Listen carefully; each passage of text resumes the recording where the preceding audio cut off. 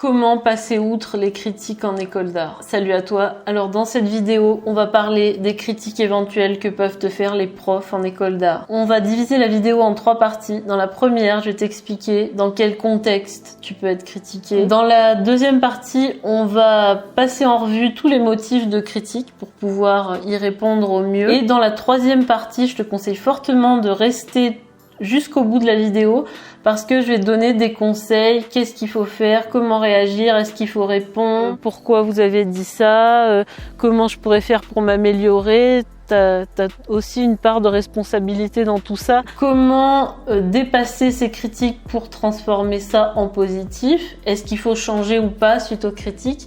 Ça, ce sera à la fin de la vidéo, dans la dernière partie. Donc, je t'invite très fortement à rester jusqu'à la fin. Si tu as cliqué sur cette vidéo, c'est que tu es très probablement étudiant en art ou que tu vas le devenir. Alors, je me présente rapidement si tu me connais pas. Je m'appelle Marion Cat. Et sur cette chaîne, je fais entre autres des vidéos pour aider les étudiants en art à réussir leurs études. J'en ai déjà fait pas mal sur le sujet, tu peux checker déjà sur ma chaîne. Mais ma chaîne ne se borne pas à ça, j'aborde différents sujets autour de la culture artistique, du développement personnel, pour aider les artistes à se constituer, à développer leur créativité, à s'accomplir en dehors de système pour pouvoir exister aussi. Si tu es intéressé par les études d'art ou par les sujets artistiques en général, je t'invite vivement à t'abonner à ma chaîne pour ne pas rater les prochaines vidéos et on y va. Alors déjà, les critiques aux beaux-arts, c'est quelque chose qui est courant. C'est comme dans la vie, on est toujours critiqué à un moment donné de notre vie par quelqu'un, par des amis, des proches, de la famille, des gens qu'on connaît pas. Aux Beaux-Arts, c'est vrai que c'est souvent que les professeurs émettent des jugements, souvent pas très bien amenés, il faut se le dire. Et ça peut parfois être très déstabilisant. Moi, je sais que j'en ai fait tout un monde.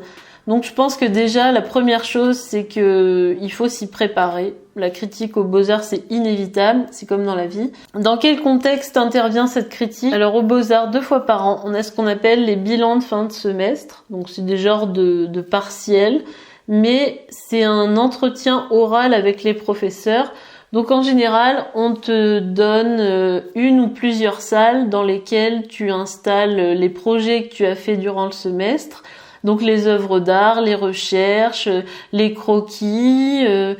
Donc tu mets tout ça en scène comme si tu faisais une exposition dans une galerie, dans un centre d'art. Et donc pendant ce bilan, tu vas pendant 20 minutes expliquer tout ton parcours. Tu vas te balader un peu avec le jury, expliquer les œuvres, expliquer les références pendant à peu près 20 minutes. Et ensuite, les 10 minutes suivantes, ça sera des questions-réponses et potentiellement c'est critiques. Si t'es étudiant en art, t'as déjà dû ressentir ce que je vais t'expliquer dans cette vidéo. Moi, j'étais énormément désarmée face à la critique. Tu te sens minable, t'as l'impression que ce que tu fais c'est nul, qu'il faut que tu recommences, qu'il faut que tu te mettes à 100% en question. Et vraiment, je tenais à te faire cette vidéo parce que je comprends à 100% la situation. Et moi-même, je l'ai vécu, moi-même, j'ai pris les choses personnellement. Je me suis beaucoup remise en question quand j'aurais pas dû le faire forcément. Ça m'a fait beaucoup déprimer, beaucoup me rebeller contre tout le monde. J'ai eu des altercations avec les profs, j'ai été assez agressive verbalement, j'ai répondu des choses que j'aurais jamais dû répondre. Donc sache que je comprends à 100%. Et si t'es pas étudiant en art, si tu veux le devenir, je pense que ma vidéo peut t'aider parce que c'est bien dans la vie d'être relax et de pas trop se braquer. C'est comme quand n'importe qui te fait une critique, c'est pas toi qu'on attaque personnellement, souvent ça en dit plus sur la personne qui te critique que sur toi-même. Et puis, même si c'est désagréable à entendre, souvent il y a pas mal de points positifs et j'en parle à la fin de la vidéo. Donc je te laisse avec la suite. Il faut savoir qu'aux Beaux-Arts, comme partout, il y a des critiques justifiées, injustifiées, constructives, non constructives. On verra à la fin de la vidéo comment on peut évaluer tout ça. Et donc, pour quel motif on pourrait bien te critiquer? pour ton physique. Non, je rigole.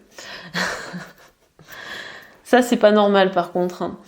On peut te critiquer sur des motifs plus ou moins objectifs. Donc déjà, on peut trouver que tu n'as pas assez travaillé. Donc ça, c'est un motif de critique que toi-même, tu peux déjà anticiper. On peut te reprocher que tes rendus ne sont pas assez professionnels. Donc par exemple, typiquement, quand tu fais des projets, quand tu fais des croquis, que tu les mets dans des pochettes plastiques avec la bordure, tu sais, blanche avec les trous pour mettre dans les classeurs. Ça, c'est très mal. Ou alors, quand tu relis des dossiers, tu sais, avec une grosse reliure en plastique blanche, genre de spirale en plastique, ça, c'est mort. Puis, il y a aussi la technique. On va te reprocher qu'un projet, par exemple, n'est pas assez abouti techniquement, que c'est pas assez élaboré, que tes références ne sont pas les bonnes. Ça, c'est un gros motif de critique. Que ce que tu dis de ton travail ne se reflète pas dans l'œuvre d'art. C'était typique. Par exemple, moi, je travaillais avec des objets que je récupérais dans la rue. Et c'est vrai que quand tu fais ça, on t'attend un peu dans un discours sur la société de consommation, c'est pas bien. Je suis une militante écologique, alors que moi, je n'avais aucune prétention politique dans mon travail. Et finalement, ce que je racontais, je parlais d'espace, de sculpture, de minimalisme, et ça avait pas grand-chose à voir avec l'objet que j'avais produit. Donc ça peut être une critique qu'on peut te faire, une différence de lisibilité entre ce que tu dis et ce que tu produis. On peut te reprocher que ton travail est pas assez riche théoriquement, que t'as pas assez de discours, que t'as pas assez de références, de trop parler dans ta présentation, de ne pas laisser les œuvres exister par elles-mêmes. Ou alors de pas assez parler, de pas avoir assez de démarche, de pas avoir un discours assez abouti. Donc toutes ces choses, tu peux y réfléchir en amont. Est-ce que tes projets sont assez aboutis? Est-ce qu'ils sont assez professionnels? Tu peux aussi demander aux profs avant. Tu peux leur poser des questions dans ce sens-là. Tu peux leur demander de venir voir tes œuvres. Tu peux discuter avec eux. Déjà, tu auras peut-être des indications qui éviteront de te faire critiquer. Alors sur cette chaîne, on parle de plein de choses, je donne des pistes de réflexion, quelques conseils par-ci par-là, mais il faut que tu saches que mes conseils les plus pertinents, les plus aboutis, les plus personnels, je les réserve à ceux qui s'abonnent à mes emails privés. Donc j'envoie un email par semaine. Tu peux t'abonner, c'est le premier lien en barre d'infos, je te laisse regarder. Il faut que tu saches que c'est totalement gratuit, que tu es libre de t'inscrire et de te désinscrire à tout moment. Et ensuite, alors qu'est-ce qu'on fait? Comment il faut réagir? Est-ce qu'il faut répondre? Comment passer outre? Comment trouver un bénéfice dans ces critiques-là? Il faut se dire que souvent, aux Beaux-Arts, les profs font des critiques d'une façon assez brutale. Ils prennent pas forcément de gants pour te dire tes quatre vérités. Alors ça, c'est très désagréable, mais je pense qu'il faut quand même analyser sur le fond si ces critiques-là sont fondées ou non. Alors il y en a qui sont pas du tout fondées, il y en a qui sont pas du tout constructives. Il y a des personnes qui font des remarques assez déplacées, assez stupides. Donc ces critiques-là, tu peux les laisser tomber. T'as pas besoin de personnes qui te font te remettre en question si cette remise en question n'est pas nécessaire. Donc ça, clairement, tu peux nexter. Et puis, il y a souvent des choses qu'on a mal réalisées soi-même, sur lesquelles on bloque un peu, des solutions qu'on n'a pas trouvées plastiquement. Le prof va mettre souvent directement l'accent dessus. Donc je pense qu'il faut être honnête avec soi-même et puis admettre que il y a des choses qui sont pas abouties plastiquement, techniquement. Il y a des choses sur lesquelles t'as pas forcément eu le temps de réfléchir. Donc ça, tu peux le dire franchement. Tu peux aussi demander des explications, soit sur le moment ou soit par la suite aux professeurs qui t'ont encadré. Pourquoi vous avez dit ça?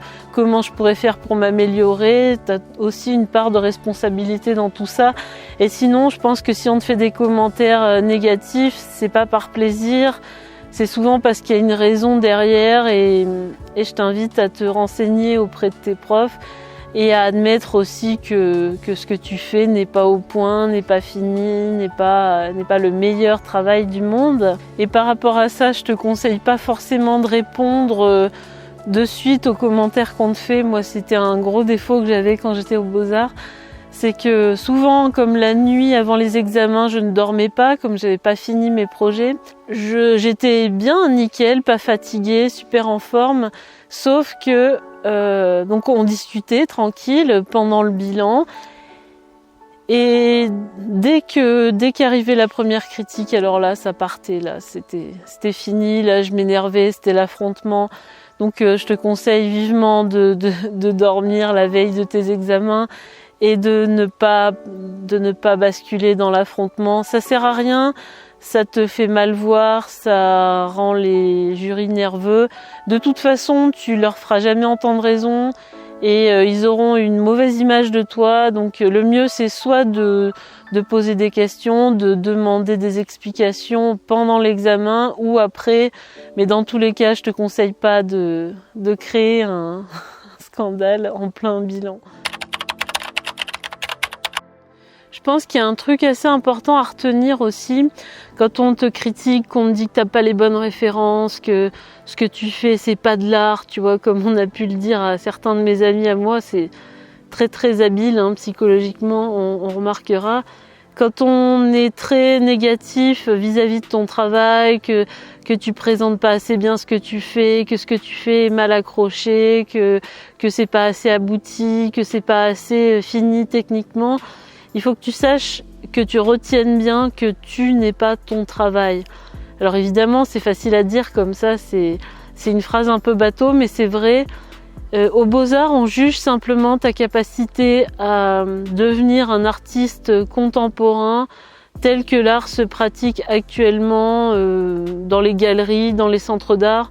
Donc garde bien cette phrase en tête, que tu n'es pas ton travail, et que je trouve qu'il y a beaucoup de personnes qui ont tendance à croire qu'être artiste, c'est un caractère, c'est un trait de personnalité, être créatif, avoir du talent.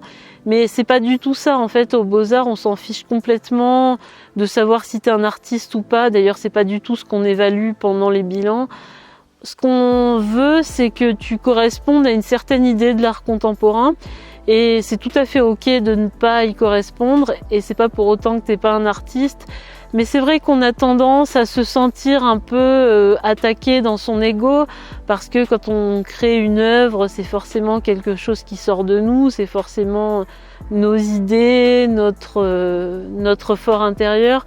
Donc on a tendance à le prendre un peu pour nous, mais il faut bien que tu retiennes ça, que c'est une école pour former des futurs professionnels de l'art, et c'est pas du tout une école où on juge quoi que ce soit de ta personnalité. Donc le mieux, c'est de prendre un peu de recul aussi par rapport à son travail plastique et ne pas vivre, ne pas se sentir exister seulement par rapport à lui. C'est beau, hein? Il faut que tu saches aussi que quand on fait des critiques sur ton travail, quand on te pose plein de questions assez déstabilisantes les unes derrière les autres, c'est aussi parce qu'on cherche à te tester. On considère donc dans le monde des écoles d'art qu'un artiste est en capacité de justifier de son travail, et que en tant qu'artiste, tu dois avoir un certain répondant par rapport à ce que tu as fait. Et si on te pose énormément de questions et que tu as l'impression d'être un peu agressé, d'être un peu pressé comme un citron, c'est simplement qu'on te teste. On te teste tes capacités, on cherche à savoir si tu es capable de répondre à des questions, si tu as des références, si tu défends bien ton travail. C'est un test géant de ta future personnalité d'artiste, parce que il faut savoir que dans une vie d'artiste contemporain tel que l'art se pratique actuellement, on est assez souvent amené à s'expliquer sur ses choix artistiques, à faire des conférences, à faire des cours, à faire de la médiation culturelle. Donc c'est un exercice qu'on juge classique dans le parcours d'un artiste.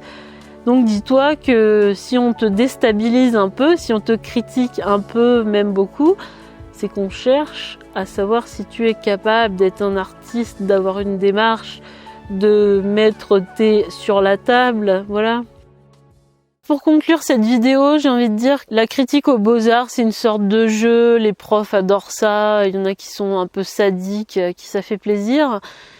Et souvent, on cherche à te tester, on cherche à savoir si tu as des références, si tu as du répondant, si tu es capable de justifier tes choix artistiques. Donc je pense que ça permet aussi de développer une certaine capacité à répondre, à expliquer son travail, à chercher dans ses retranchements un peu les idées pour l'expliquer. Donc ça, c'est la partie positive. Je te dirais dans une perspective un peu plus générale que tu n'es pas ton travail, que ce que tu fais, c'est pas représentatif de tes capacités ni de ta personnalité. On attend de toi que tu sois un artiste contemporain tel que l'art se pratique actuellement, mais si c'est pas ton cas, c'est ok aussi. Et moi, je te conseillerais quand même de pas trop affronter les professeurs parce que de toute façon, évidemment, ils sont persuadés qu'ils ont raison.